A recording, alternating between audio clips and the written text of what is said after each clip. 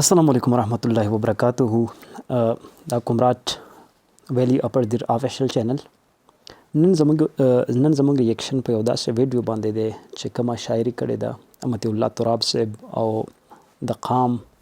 یو مینه محبت په باره کې چې کومه دغه خبرې کړې دي هغه ښکلي ښکلي شعرونه اب اورو او دغه ښکلي شعرونو کې یو غټه فلسفه ده یو غټ حکمت دی او یو غټ داسې سوچ پروت دی که چېرې په دغه شعرونو باندې موږ سوچ وکړو واقع ده ډېر چینجز په موږ کې راتلی شي په اخره کې د چې کومه په پاکستان چې کومه سیاسي وګړي دي کومه سیاسي غړي دي په هغې پسې یو څو شعرونه ویلي دي نو واقع ده موږ په هغې باندې هم سوچ کول پکار دی چې آیا دا چې دا کارونه کوي دا ټیک کوي دا غلط کوي دا فیصله خو په موږ نشو کولی خو البته د ده یو نظر دی او د ده نظر قدر به موږ کوو احترام به موږ کوو او چې کومه غلطیانې په موږ کې دي نو راځو د هغې سیټ کولو کوشش به کوو نو راځو دا ویډیو را سره وګورئ موږ سره اوسئ پرتا پختون یم پتا خال یم پرتا پختون یم پتا خال یم ستا عمارت یم ستا بنیاد یم شیرین خاوری زه فرهاد یمه پتا آباد پتا برباد یم چې زه آباد یم تا به نه بربادومه چې زه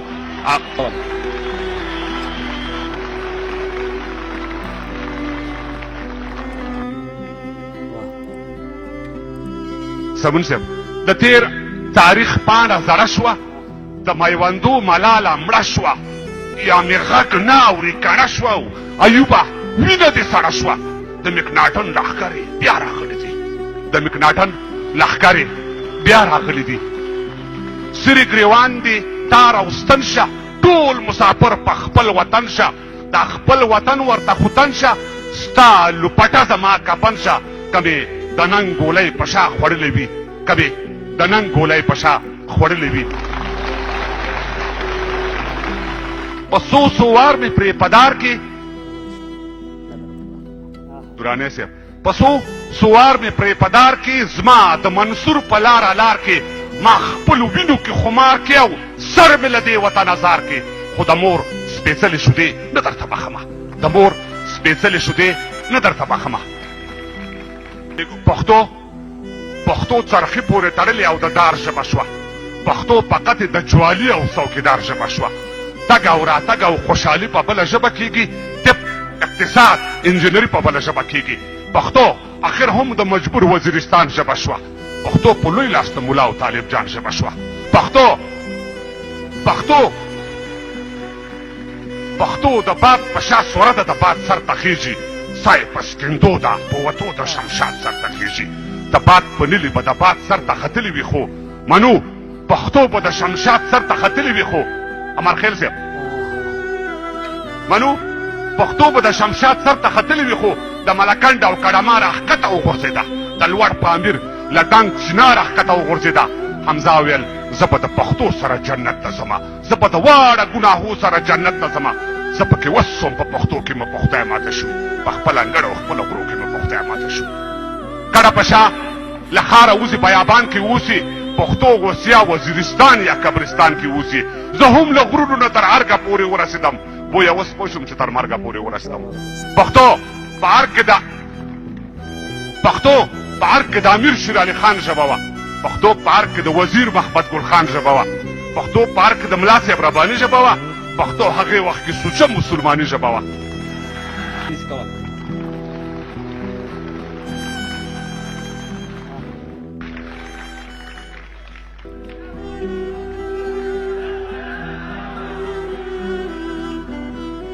پښتو په ارګ کې د ملا صاحب رباني ژبه وه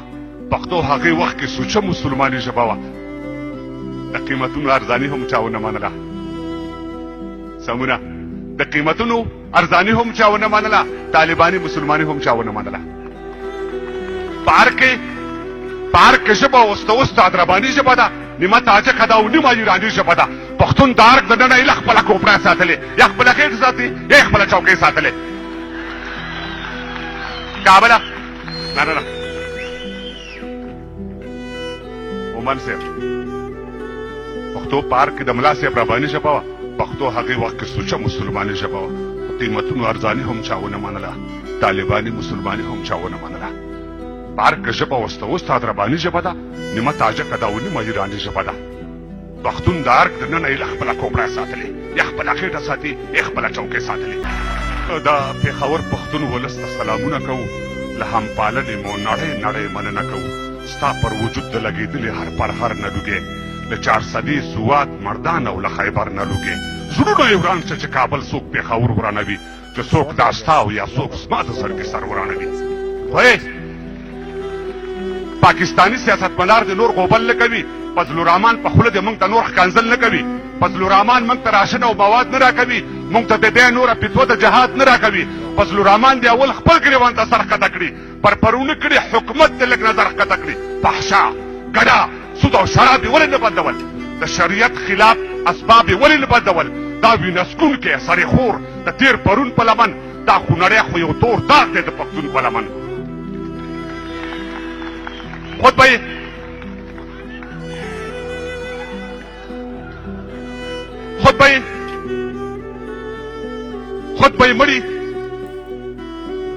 مړي په یوه ورځ کې پړسوب کړی وي.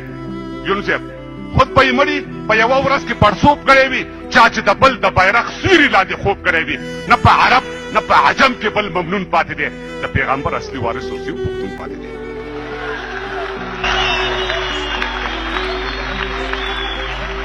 نو دا وجي مطیع الله توراب چې کومه تاسو واورېدو،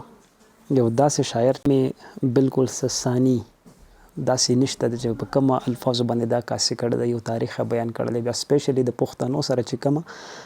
ریلیټډ د پښتنو متعلق چې کومه خبرې دي چې موږ خپله پښتو هېره شوه، زموږ پښتو چې کومه ده صرف چا ته پاتې شوه، کومه حده پورې محدوده شو. موږ خلک نن وایي چې پښتانه د غرونو نه راکوز شوي دي، په څه باندې نه پوهېږي دا خبرې. نو واقع زه خو ډېر زیات امپریس یم. ستاسو څه رایه ده د دې شاعرۍ په باره کې په کمنټ سیکشن کې موږ ته ووایئ. داسې زبردست فلاسفرز او ما دا اورېدلي دي چې مطیع الله توراب چې کومه دی دا یو دومره تعلیم یافته انسان دی نه، خو بیا هم د ده څومره ژور سوچ دی په دې تاریخ باندې، په فلسفه باندې. نو حقیقت دی چې داسې چې کوم غړي دي، داسې وګړي دي، د دې قدر کول پکار دی موږ له، او په ښه نظر باندې دي ته موږ چې کومه دی دې ته کتل پکار دي. دویم دا که چېرې یو کس دا وایي چې یار دا د پاکستان اګینسټ تللی دی، نو خامخا انسان هله زده کړه کوي چې کله پې بل تنقید وکړي. نو واقع ده مولانا فضل الرحمن صاحب او زه چې کومه د نور اسلامي پارټیانې ټوټل چې کومه د مذهب په نوم باندې سیاست کوي، هغه که هره یوه ده پکار ده چې دلته حکومت راغلی دی، نو د دې یو تاریخ پروت دی او د تاریخ باندې د ده نظر دی. نو واقع دا کم څیزونه چې د یاد کړه، نو آیا دا د په خپل حکومت کې نشو کولی، او که کولی شو نو ولې نه کول؟ نو حقیقت دا دی چې راځئ اول نمبر موږ په خپل ګریوان کې وګورو چې موږ کې کومه خامیانې دي. واقع دغه افغان دی، په افغانستان باندې چې کومه دی جنګ تیر شوی دی، جنګونه پې شوي دي، دغسې خلک ځپولی شوي دي، مهاجر دي جوړ شوي دي، پاکستان ته راغلي دي، موږ هم د هغوی خدمت کړی دی، دې کې څه شک نشته. خو بیا هم که یو کس په موږ تنقید کوي، یو کس موږ ته چې کومه دی داسې نظر کوي، نو خامخا موږ له هغه نه چې موږ د هغه اګینسټ خبرې وکړو، د هغه خلاف لاړ شو. واقع ده موږ ته خپل ګریوان کې هم کتل پکار دی. موږ کې چې کومه خامیانې دي پکار دی چې دا موږ نورې لرې کړو. اوسني ټایم کې وګورئ سیلاب راغی، په سیلاب کې چې کومه څومره تنقید په دې خلکو باندې وشو. یو زمان هم د الخدمت فاونډیشن د ریسکیو 1122 چې لکه مطلب سپیشلی الخدمت فاونډیشن چې په هر محاذ باندې جنګېدلی دی، په هر محاذ د خپل قوم خدمت کړی دی، او هر چې کومه مشکل ځای دی هغه ځای ته وردنګلي دي. بلکې زه دا ویلی شم چې زموږ په خپل علاقه کې چې کومه د یو نیم کس د الخدمت شهید شوی هم دی، هم په دغه نورو خلکو زندګۍ په بچاو کې. نو که چېرې دا جذبه مونږ ترلاسه کړه، دا جذبه مونږ خپله کړه، نو د پاکستان او د افغانستان په منځ کې رشته دا یو خلک دی، دې کې هېڅ قسمه څه فرق نشته. مونږ یو پښتانه یو، یو ژبه ده، په یو بل باندې نن کوو، غیرت کوو په یو بل باندې. خو بیا هم که چېرې څه خامیانې، نو راځئ چې دا خامیانې د خپل ځان نه لرې کړو، او د یو ښه پاکستاني په حیث باندې زه دا وایم چې مونږ د یو د کلمې ورونه یو. قطعا مونږ کې دا نشته چې دا افغان دی او دا پاکستانی دی، دا ښکته دا بره. نو پکار دی چې دا ریسیزم، دا کومه چې تفریق مونږ کوو، دا ختم شي، او مونږ ښه پاکستانیانو سره خپل د دغه ورونو د تجارت لارې کولاو کړو. دا خپل د یو بل خلاف چې کومه خبرې کوو، هېڅ قسمه داسې د دې د وجې نه زه مخکې کیدی شم، نه تاسو مخکې کیدی شئ. پکار ده چې د تجارت خبرې وکړو. نن سبا د تجارت دور دی. هغه ملک چې د کمې معیشت ښه دی، نن سبا هغه په دنیا باندې راج کوي. نو افغانستان او پاکستان پکار دی چې دا داسې ګاونډیان جوړ شي چې دا د دې څه مثال په دې دنیا کې نه وي، ځکه چې یو خو موږ مسلمانان یو، دویم دا که چېرې مطیع الله تراب دا خبرې کړي دي نو دا یې ښې کړي دي، دا یې بدې نه دي کړې، ځکه چې موږ د ازادۍ د ورځې په نوم باندې چې کومه ده موږ مجرې ګرمو، نو ډیفینټلی زه درته دا وایم چې د دغې مذمت کول پکار دي چې د پاکستان د ازادۍ ورځ ده، نو پکار ده چې ته په ساینس او په نوي ټیکنالوژي ته څومره ایډوانس شوی په دغې باندې خبرې وکړې، ته راوسېرې، ته ډمانې ګډې، ته چې کومه ده یو داسې کلچر پروموټ کوي چې کومه کلچر زموږ د اخلاقیاتو هغه دایرې نه بهر دی، زموږ اخلاقیات، زموږ نوجوانان، زموږ ماشومان دا ګوري، نو بېشکه مطیع الله تراب بالکل ټیک خبرې کړي دي، زه د دې په فیور کې یم او ایز ا پاکستاني زه خپل قوم ته دا سجیشن ورکوم، میبي زه غلط هم یم، خپل قوم ته دا وایم چې راځئ داسې قوم جوړ شو چې ټیکنالوژۍ له فروغ ورکو، یو زیات داسې لیډران پیدا کړو، داسې ساینټسټس پیدا کړو، داسې فلاسفرز پیدا کړو چې دلته چینج راولي، نو الله دې وکړي چې زموږ د ملک چې کومه ده یو داسې قیادت زموږ نصیب شي چې هغه د ملک مخکې د ترقۍ په لور باندې روان کړي، نو هر شاعر چې کومه ده دا په معاشره باندې یو جوور نظر لري، دې کې څه شک نشته، او هغه مطیع الله تراب دا نظر چې کومه ده ډېر زیات جوور دی، نو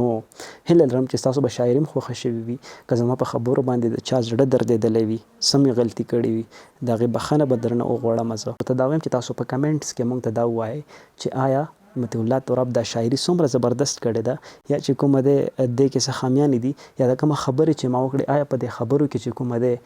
داسې سجیشنز نور هم پکار دي چې موږ څنګه د ترقۍ په لور روانېدی شو، ولې حکومت باندې چې کومه ده همیشه دپاره تنقید کېږي، دا حکومت ځان د دې کرایسس نه څنګه ایستی شي، په الله مو سپارم، تاسو دې سره زموږ چینل لایک هم کوئ، سبسکرایب هم کوئ او شیر یې هم کوئ او د بیل آیکن ضرور پریس کوئ، او را روان ټیم کې موږ ته دا سجیشن هم راکړئ چې موږ په کومه ویډیو باندې ریاکشن وکړو. ډېره مننه، ډېره شکریه.